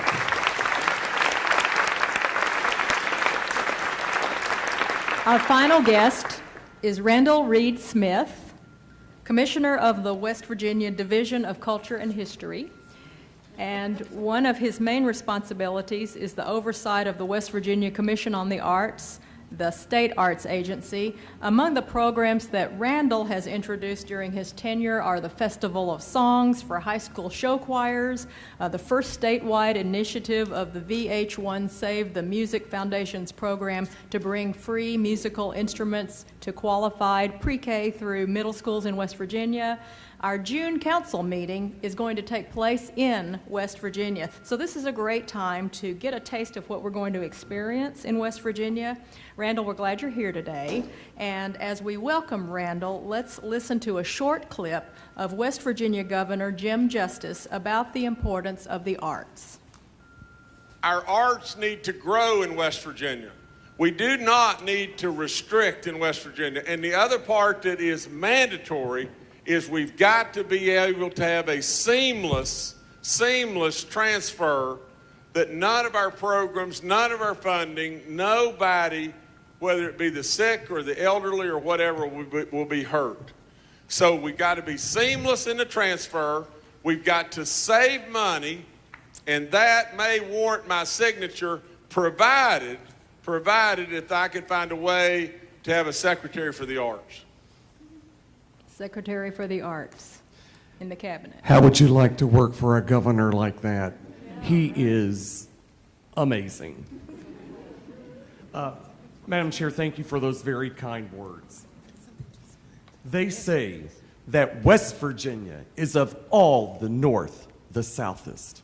Of all the South, the farthest north. It twists your tongue to mouth it. Of all the East, the farthest west, the eastest of the westest. But others say that of the best, it is the very bestest. They say that West Virginia is a good old state to be from, when from's away like far Cadiz, and you don't plan to recome. But actually, the thing to do is stay and say that heaven is almost West Virginia. Some say they are even. They say that West Virginia is, despite the shape it's in, the very largest of all the states. For if we could begin to flatten it and roll it out, the hills that now convex us, it would be bigger by a snout than all the size of the state of Texas. But roll the hills I wouldn't try, or send the mountains sprawling. Some even say they hold the sky and keep the moons from falling. These immortal words to all West Virginians were written by our West Virginia Poet Laureate, Louise McNeil. She was Poet Laureate from 1979 to 1993. The poem, entitled Just for Fun, captures the true wit and lighthearted nature of all West Virginians. And we are excited to share that, as well as our warm-hearted hospitality when you, the National Council on the Arts and the National Endowment for the Arts, join us in wild, wonderful West Virginia on June 28th and 29th for your next meeting. We are honored to host, for the first time in over 27 years, a meeting of the National Council on the Arts outside of our nation's capital, in our capital city of Charleston, West Virginia. We have planned 2 days of adventure in the arts, our arts, for you. West Virginia, nestled in its entirety in Appalachia, is God's country. Its beauty is majestic, our mountains magnificent, and our mountaineers are magical. You will love West Virginia, and honey, we're gonna love you. So I brought just a few things to share today to introduce you to West Virginia. So in your packet, let's start. The Culture Center, the West Virginia Culture Center, will play host to your event. The Governor's Mansion, there's postcards there. The Governor's Mansion, we're going to have dinner there, you all. We're going to have a good time. And then our beautiful Cass Gilbert Capitol will be the background for your visit. Information on Charleston is there. And then our most recent Arts Work magazine that gives you all the happenings that are happening in our state. And then I also included for you, back in 2016 when we did the Governor's Awards for the Arts to honor the 2015 of the 50th anniversary of the National Endowment of the Arts, we gave away additional awards, 50 individual artists, 50 arts organizations, and they're all in these books, so you get a good overview of what we have in the arts in West Virginia. Also, there's Dance Festival, because some of us, like Mary Ann Carter, we love dance, don't we? And we are the only state-supported dance festival in the country. And then I gave you my annual report, because in the second page, there's a map of where all the arts are in all 55 counties. And then, of course, your signature program, Poetry Out Loud. We had over 4,800 students participate in Poetry Out Loud in over 50% of our high schools, like 48 high schools, and we had 43 finalists, and our state champion is fabulous this year. So thank you for this program. And then I put in here, I have a comprehensive agency, so I serve as also the State Historic Preservation Officer. And so we do a calendar every year. So this year we did it on the poets of West Virginia. Next year we do literature, and the year after that we do music. So turn the page. As you saw from the video of our governor, Jim Justice, the arts are definitely on their way up in our state. I hope you will have the opportunity to meet our governor and our beautiful First Lady. They love the arts, and the governor is a huge supporter of the arts. Just yesterday, Governor Justice announced plans to create the Department of Arts, Culture, and History. And more importantly, he and the legislators just increased my budget by 20% for fiscal year 2019, all for the arts. I hear, yes,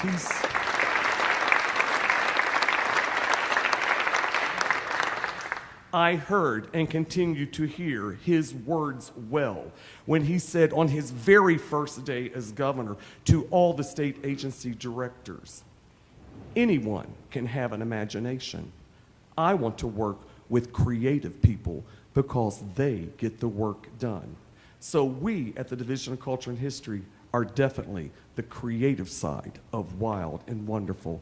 And while in West Virginia, you will visit our arts organizations and meet our artists who could not excel without your assistance and the guidance of the National Endowment for the Arts. Thank you, thank you, thank you for what you do for our country and especially the great state of West Virginia. In closing, President Lyndon Johnson captured the essence of what you do best when he signed the act in 1965 to create the National Endowment of the Arts. He said, "In the long history of man, countless empires and nations have come and gone. Those which created no lasting works of art are reduced today to short footnotes in history's catalog. Art is a nation's most precious heritage, for it is in our works of art that we reveal to ourselves and to others the inner vision which guides us as a nation. And where there is no vision, the people perish." Great words that still ring today. You have been great partners to my state. And let me tell you, honey, there ain't nothing greater on God's green earth than West Virginia. And thank you for helping us. And before I open up the floor for questions, it is my privilege, and I am very proud to introduce to you from my Madam Senator Shelley Moore Capito's office, J.T. Jasirsky. Where are you, J.T.? Stand up. J.T., you all got to stand up because you want to know something.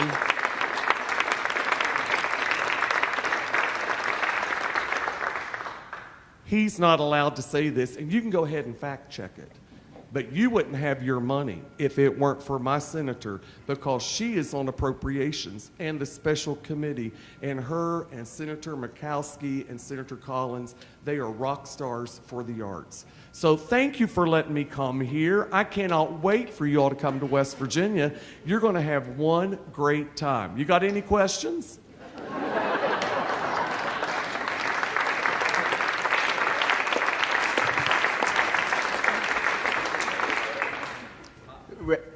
Go ahead, Tom. No, my only question is can you spare some time for Hollywood? Well, you know, I love. I can sense your loyalty, but, you know, you're fabulous, and we're missing showmanship in Hollywood. I'm too shy. I am too shy for Hollywood.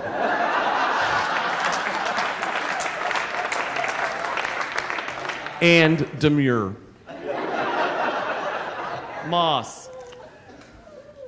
Are all West Virginians like you? Now, my mother will tell you that I'm special. See, you know, everybody says, "Why are you the way you are?" And I said, because I was very fortunate. I was breastfed on Mary Kay Pink Cadillacs and Mary Kay Enthusiasm, and you can do it. So if you want to be successful, have a Mary Kay mother. Question I did have is, how did you get the governor to be so supportive of the arts? Let me tell you, the governor, I love this man, and more importantly, I like him. You know, when he says to you, well, you know, it's easy to love somebody, but it's hard to like him. But, you know, he's just amazing. He is a true West Virginian. He loves West Virginia, and he loves West Virginians. And he believes in the arts for education, but also for tourism. And we all know that heritage tourism is the fastest growing facet of the industry. People who go to the arts, go to the symphony, go to the opera, they spend more money. So he loves the arts, and he understands how it's going to help our state. And I got to tell you, your question that you asked him about what music, that was a great question. Music is my art, has been my whole life. I was a singer. I sang 20 years, 14 years in Europe. And, you know, the thing about music is it's an international language, the only one. You don't have to understand the language to understand what people are saying to you. So because of that background, I'm lucky that I have a job where I can work 8 days a week and take that energy that music taught me, the language. And arts are essential. I tell everybody the only pure academic is the arts. Everything like history, science, English, math, those are purely electives. Arts are instilled in all of those subjects. I've met some West Virginia farmers who, it's tough. How does art reach them, or what does it have for them? Well, you know, you have to understand our state. And I believe that the people who went first across the mountains when they were not allowed to go across the mountains were sturdy people. They settled in those valleys. They brought all their culture with them. And my daddy was a union truck driver, 33 years. My mother grew up in a very poor part of West Virginia. Parents in West Virginia, all they want is better for the next generation, and that includes the arts. My mother learned to chord on a piano from her preacher's wife, but she was insistent that we had arts, music education, and you find that in all parents in West Virginia. I'm serious. You know, when I did my job first, I'll admit to it, I did it wrong the first 4 years. I was trying to create audiences in 30 to 50-year-olds. Honey, their minds are made up. You're not going to convince them. So we changed code to be able to fund state to schools, because what a child does in West Virginia, mom and dad are going to do, mama and papa are going to do, and Uncle Randy's going to do it too. Thank you. You're welcome. I hope that answered your question. It did. Thank you. Yes, sir. As you know, I've just accepted a concert date in Charleston. And I'm going to pick you up at the airport. I promised last night. I promised. I only do about 3 or 4 symphonies a year. And as you know, in Tennessee, we have some traditions of volunteerism. And we had a couple of state songs, Rocky Top and the Tennessee Waltz, of course, familiar in country music. I can remember, however, in one of my USO tours, when we finished it in Hawaii, we were flown by the West Virginia National Guard. And we brought our keyboard into the catering room, and we sang Country Road for the Guard, which has seemed to be such an endearing song for all of America. Even my son was at Washington Lee University for 4 years, and they did that in their choir there in Virginia, singing about the wonderful part of West Virginia that is so romantic and such beautiful countryside. And all the United States, every state has something to tout. But I think from our perspective here on the NEA Council, we're privileged to come to Charleston and certainly be welcomed by the governor, because as he embraces art in a way that most states probably should as well, we congratulate you on your work and bringing art to the people of West Virginia. Thank you. I have an incredible staff. They do all the work, and everybody I hire is definitely smarter than me. I just get out and do what they tell me to do. But thank you very much. We're looking forward to being in West Virginia. Thank you so much, and congratulations. Yes, sir. Oh, the West Virginia hills, how majestic and how grand, with their summits bathed in glory like our Prince Emmanuel's land. Is there any wonder then that my heart with rapture thrills as I stand once more with loved ones in those West Virginia hills? Oh, the hills, beautiful hills. How I love those West Virginia hills. If o'er sea or land I roam, still I'll think of happy home and my friends among those West Virginia hills.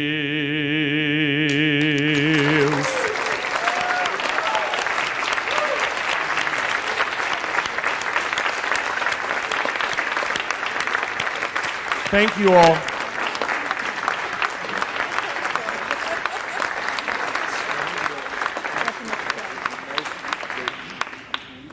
Thank you. We have one final piece of business. I'm pleased to announce that the National Council on the Arts has reviewed the applications and guidelines presented to them, and a tally of the council members' ballots reveals that all recommendations for funding and rejection have passed. Any final comments or questions from the council? I want to thank the entire NEA staff. Thank you so much for all your hard work and that went into preparing for the council meeting. So the 193rd meeting of the National Council on the Arts is now adjourned.